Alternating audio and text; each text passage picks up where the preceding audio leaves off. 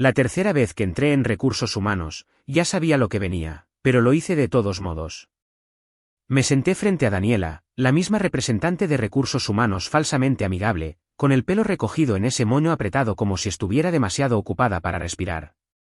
Ni siquiera levantó la vista, siguió garabateando en esa libreta como si yo no estuviera allí. Ya he mencionado esto 2 veces, dije. Mis horas. He estado trabajando horas extra todas las semanas. 49, 56, y luego 61 horas la semana pasada, y no he visto ni un peso por nada de eso. Ella suspiró, golpeó su bolígrafo y dijo secamente, no es una prioridad en este momento. No es una prioridad. Como si me estuviera quejando de la máquina de café o algo así. La miré fijamente por un segundo, tratando de contenerme. Tenía la mandíbula apretada. Sentí mis dedos curvarse alrededor del reposabrazos de la silla, el cuero sintético crujiendo bajo mi agarre. Eso es robo de salario, dije. Daniela no se inmutó. Ni siquiera dejó de escribir. Me levanté lentamente, con el corazón latiendo en mi pecho. Entonces, ¿qué se supone que debo hacer? Levantó la vista por medio segundo. Habla con tu gerente. Lo hice, dije. 3 veces. Dijo que lo hablara con recursos humanos. Volvió a su libreta como si me hubiera desvanecido en el aire.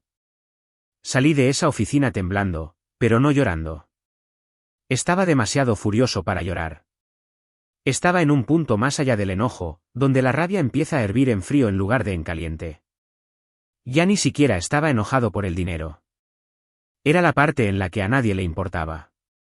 Esa sensación en la que, ya sabes, te están jodiendo y todo el mundo simplemente mira como si fuera normal. Seguía pensando en esa semana que registré 61 horas. Me había perdido la fiesta de cumpleaños de mi sobrino, me salté la cena con mi madre y llegué a casa todas las noches oliendo a cartón y polvo de almacén. Y no solo no me pagaban, sino que me decían que estuviera agradecido. De pie en ese pasillo fuera de recursos humanos, algo dentro de mí cambió. No me quebré, exactamente. Solo me resquebrajé, como lo hace el vidrio antes de estallar. Cualquier esperanza que hubiera tenido de que a esta empresa le importara la gente como yo, se había ido. Regresé a la planta, con la cabeza gacha y la mandíbula apretada, sabiendo ya lo que iba a hacer a continuación. No renunciar, no quejarme. Solo observar, escuchar y empezar a registrarlo todo. Así que empecé a observar. No solo a recursos humanos, a todo. Y fue entonces cuando recordé cómo empezó realmente todo esto. Hace unos meses, Mónica había irrumpido en el almacén como si fuera la dueña del lugar. Recién llegada del corporativo, todo sonrisas, sacos ajustados y energía de PowerPoint. Una mañana nos llamó a la sala de descanso, a los 20 y tantos que éramos, y repartió lo que ella llamó ascensos.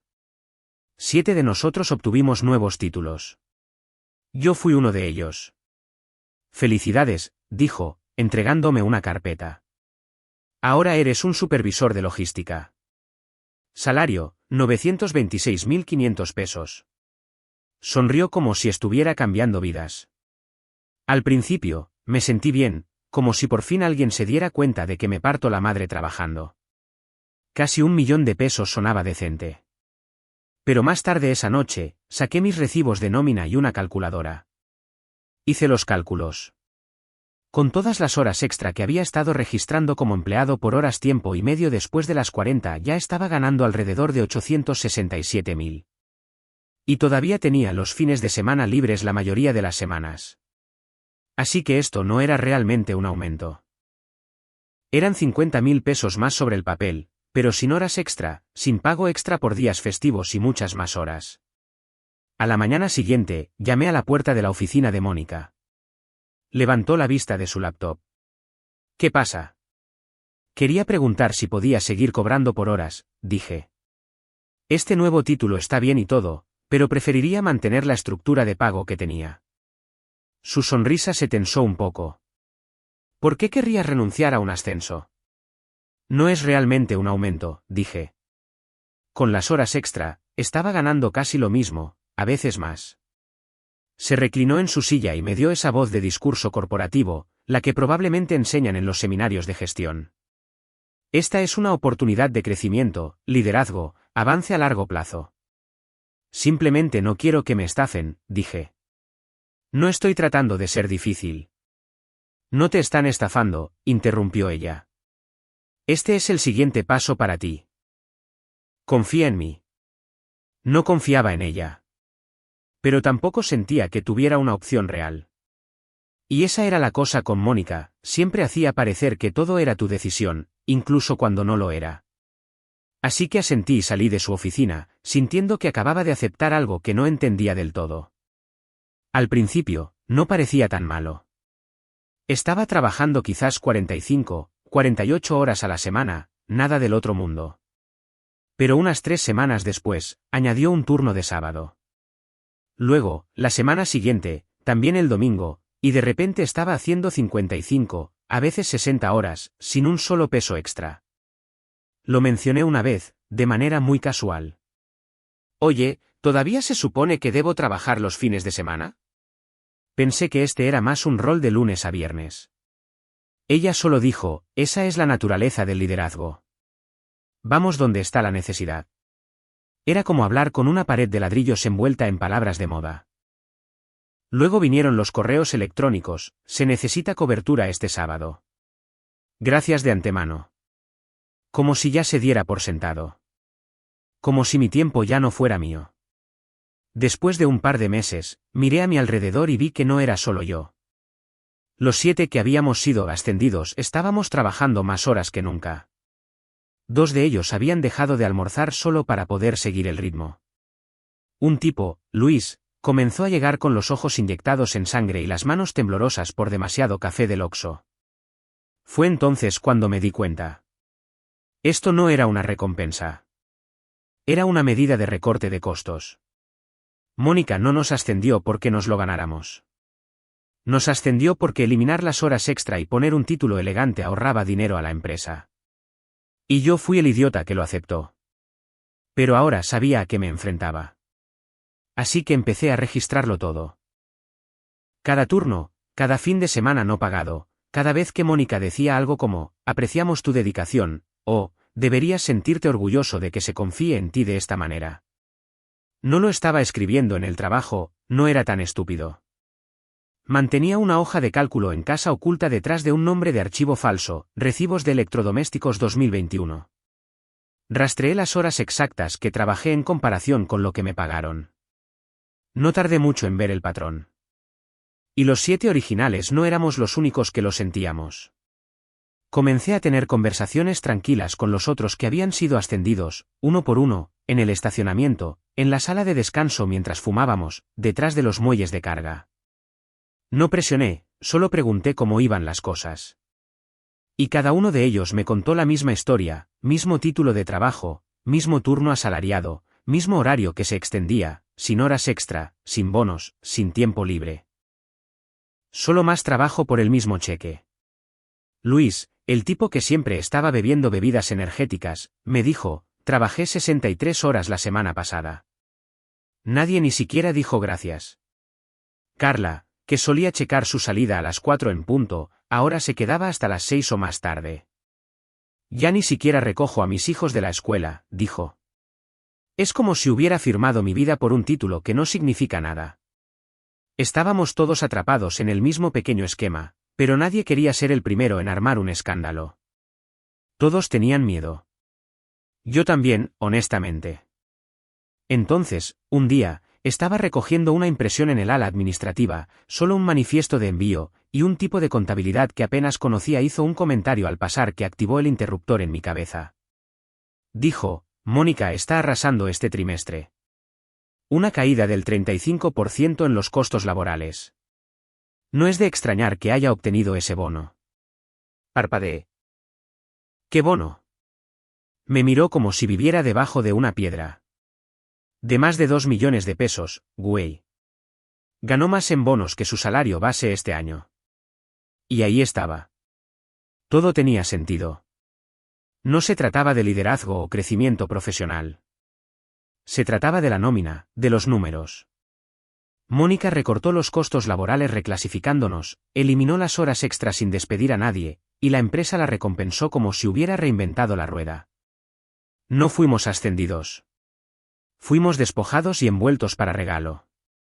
Esa noche, me senté en la mesa de mi cocina con mi laptop abierta y comencé a investigar sitios de derecho laboral, páginas gubernamentales, foros, cualquier cosa que pudiera encontrar sobre asalariado versus por horas, exento versus no exento. Leí hasta las 2 de la mañana, verifiqué todo, resalté reglas, guardé capturas de pantalla. Y lo que vi me revolvió el estómago. Para llamar legalmente a alguien exento, lo que significa que no hay horas extra, tu trabajo tiene que involucrar cosas como gestionar un equipo, tomar decisiones financieras, contratar y despedir, o supervisar presupuestos. Nada de eso se aplicaba a mí. Movía mercancía. Rastreaba el inventario. Actualizaba hojas de cálculo. A veces entrenaba a nuevos empleados durante medio día, pero no supervisaba a nadie. No creaba horarios.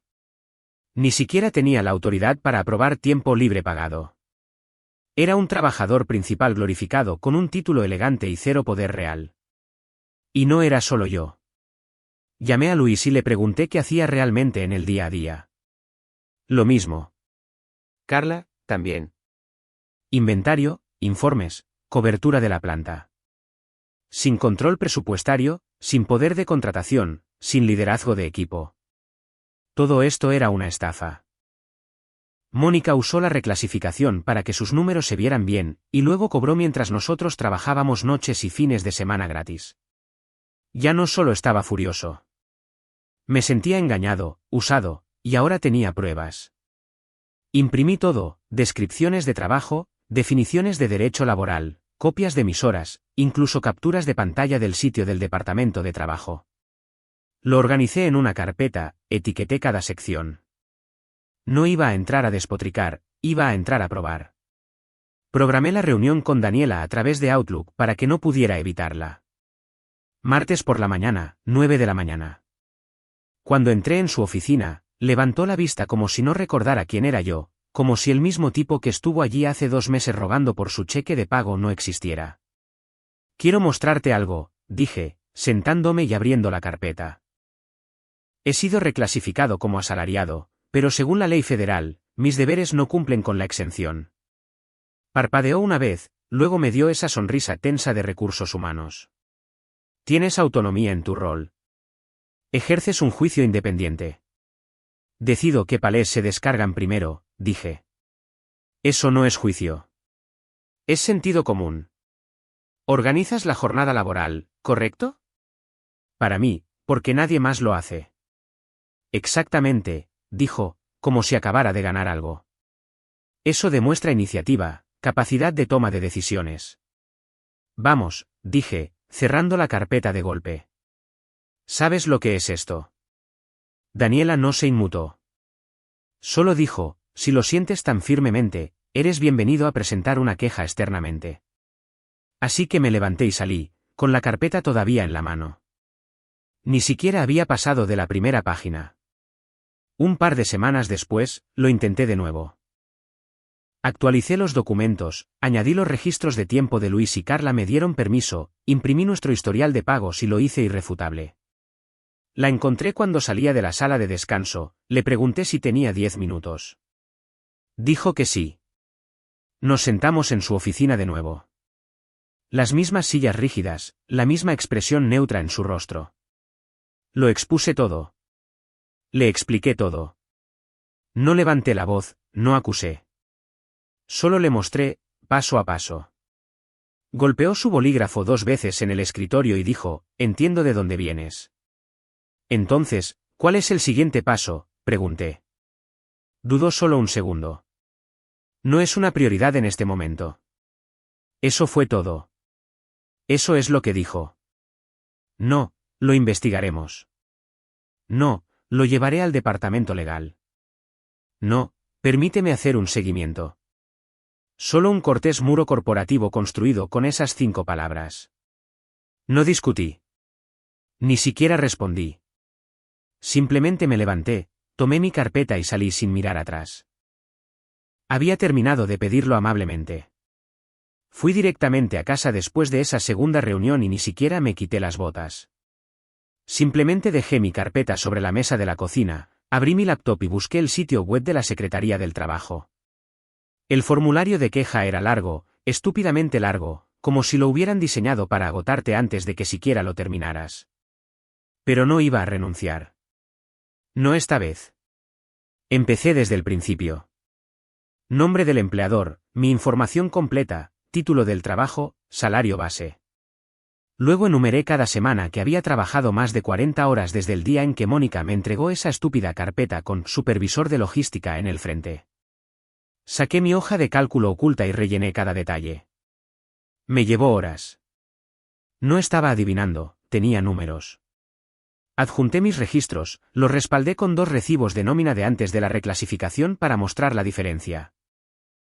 Luego enumeré los nombres de las otras 6 personas que habían sido ascendidas. No hablé por ellos, solo dije que tenían horarios similares, el mismo título, la misma estructura. Lo mantuve factual. Luego llegué a la sección sobre por qué creía que la clasificación errónea fue intencional. Escribí: Mónica recibió un bono de rendimiento vinculado a la reducción de costos del departamento. El único cambio implementado durante ese periodo fue la reclasificación de empleados por horas a puestos asalariados. Las horas extra continuaron pero no se pagaron. Ella se benefició de nuestro tiempo no remunerado. Esa oración se quedó en la pantalla durante 1 minuto entero. La leí 3 veces antes de continuar. A las 2:07 de la madrugada, presioné enviar. Apareció la pantalla de confirmación. Número de caso. Gracias por su envío. Y luego nada, solo silencio. Mi apartamento estaba en completo silencio. Y me quedé allí mirando la pantalla, preguntándome si acababa de tirar todo por la borda. A la mañana siguiente, fui a trabajar como de costumbre. Nadie dijo nada. Sin miradas extrañas, sin recursos humanos esperando en la puerta. La misma vieja rutina. Día 2, nada.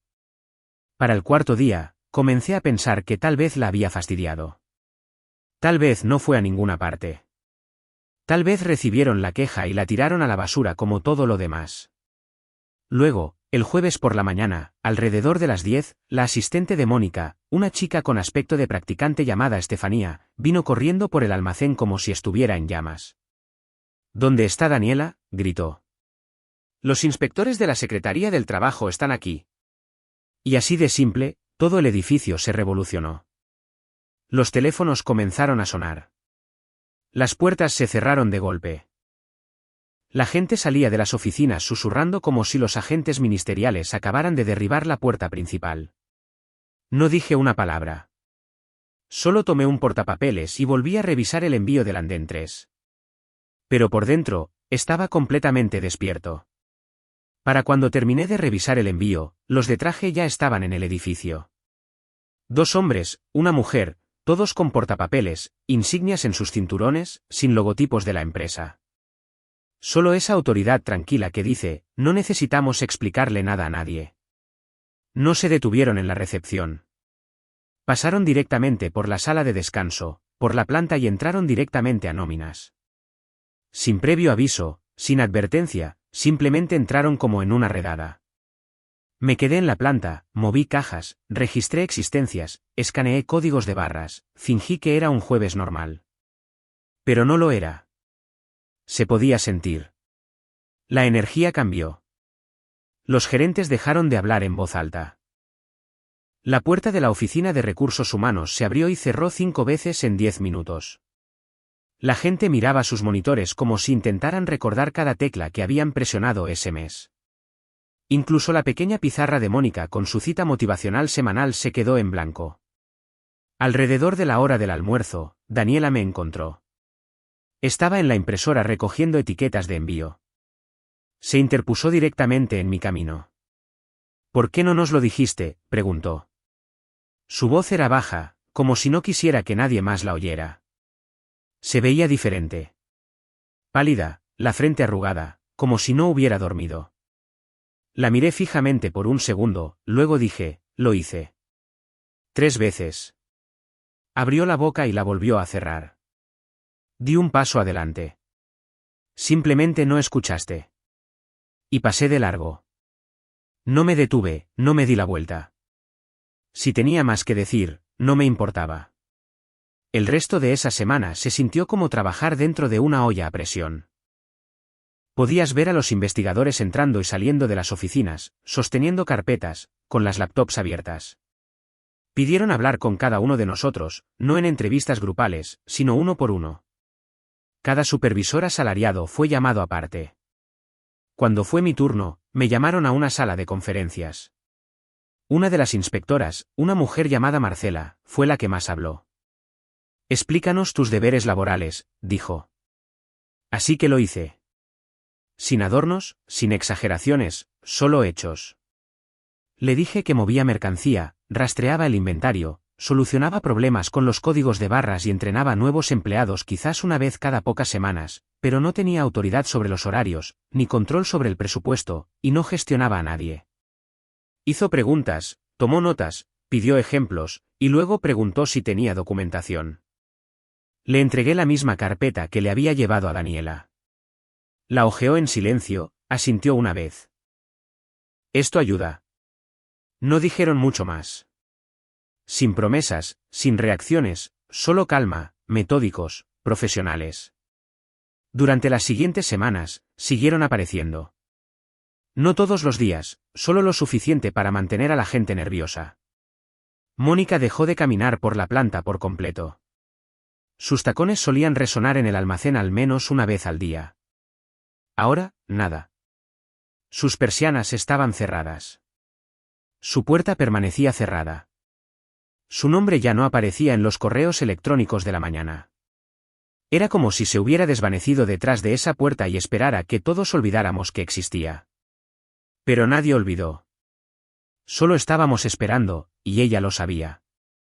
6 semanas después de que los inspectores entraran por primera vez en nóminas, Recursos Humanos convocó una reunión de todo el departamento. Sin explicación por correo electrónico, solo una invitación de calendario con una hora y un número de sala. Obligatoria. Entramos en fila uno por uno, los 7 que fuimos ascendidos, más algunos otros que habían sido reclasificados silenciosamente más tarde. Sin charlas triviales, sin bromas, solo el sonido de las sillas raspando el suelo. El departamento legal estaba allí. Un tipo con un traje gris, pelo engominado y una carpeta de Manila que no se molestó en abrir. «Gracias a todos por venir», dijo, yendo directo al grano. «Estamos aquí para informarles que la Secretaría ha concluido su investigación sobre los recientes problemas de clasificación salarial». Un par de personas se movieron en sus sillas. Yo no me moví. «Los hallazgos confirmaron una clasificación errónea», dijo. «La empresa emitirá un pago retroactivo completo a todos los empleados afectados. Los detalles se proporcionarán individualmente, junto con los desgloses. Sin disculpas. Sin un nos equivocamos. Solo hechos». Pero no necesitaba que se disculparan. Solo quería que los números fueran correctos. Daniela estaba en una esquina, con los brazos cruzados, la mirada fija en el suelo. No dijo una palabra. La reunión duró quizás 10 minutos. Luego nos despidieron como a escolares después de una asamblea incómoda. Sin aplausos, sin sonrisas, solo este pesado y silencioso alivio flotando en el aire. 2 días después, recibí un sobre en mi casillero, blanco, sellado, grueso. Dentro había una carta y un cheque. 305,320 pesos. Leí el número 3 veces solo para asegurarme de que no lo había alucinado. Casi 8 meses de horas no pagadas, finalmente en mis manos. Carla me envió un mensaje de texto esa tarde, 297.840 pesos. Luis, 311.100 pesos. No celebramos. No hubo cervezas después del trabajo. No hubo choques de manos en el estacionamiento. Simplemente exhalamos, como si hubiéramos estado conteniendo la respiración desde la primavera y finalmente volviéramos a tener aire. 3 días después de eso, la oficina de Mónica estaba vacía. Nadie nos dijo que se había ido, pero cuando pasé durante mi hora de almuerzo, la placa con su nombre había desaparecido. Las persianas seguían cerradas, pero se podía ver el escritorio adentro, vacío. Su silla ya no estaba, los gabinetes vacíos, como si alguien la hubiera aspirado de la existencia. A la mañana siguiente, corría la voz. Acción legal. No solo la despidieron, la estaban haciendo responsable. ¿Ese bono del que se jactaba? La secretaría se lo reclamó. Más de 2 millones de pesos. Algunos dijeron que lloró cuando le entregaron la carta. Otros dijeron que intentó luchar. No me importaba de ninguna manera. Lo que importaba era que no se salió impune. El lunes siguiente, presentaron a Tamara, la nueva supervisora. Voz aguda, sin portapapeles, lleno de palabras de moda. Llevaba jeans y botas, como el resto de nosotros. Lo primero que hizo fue convocar una reunión allí mismo, en el suelo del almacén. Sin sillas, sin donas, solo negocios. Con efecto inmediato, dijo, con las manos en los bolsillos, todos vuelven a cobrar por horas. Cada minuto que trabajen será pagado. Eso fue todo. Sin discursos, sin sonrisas falsas, solo la verdad. Directa y sólida. La gente miró a su alrededor. Algunos asintieron. Carla realmente sonrió. Luis soltó un suspiro como si lo hubiera estado conteniendo durante meses. Nadie aplaudió, pero se podía sentir. Algo pesado finalmente se había liberado. Volvimos al trabajo como de costumbre, pero todo se sentía diferente. La tensión había desaparecido. No más dudar de cada turno. No más arrastrar los pies al pasar por la puerta de Mónica, preguntándose si hoy sería el día en que intentarían darle la vuelta a todo. Unas semanas después, Daniela se fue. Sin correo de despedida. Sin anuncio de recursos humanos. Solo una oficina vacía con su nombre quitado de la puerta. Alguien más se mudó como si nada hubiera pasado. Todavía trabajo aquí. Todavía muevo palés. Todavía escaneo cajas, reviso el inventario, arreglo errores del turno de noche.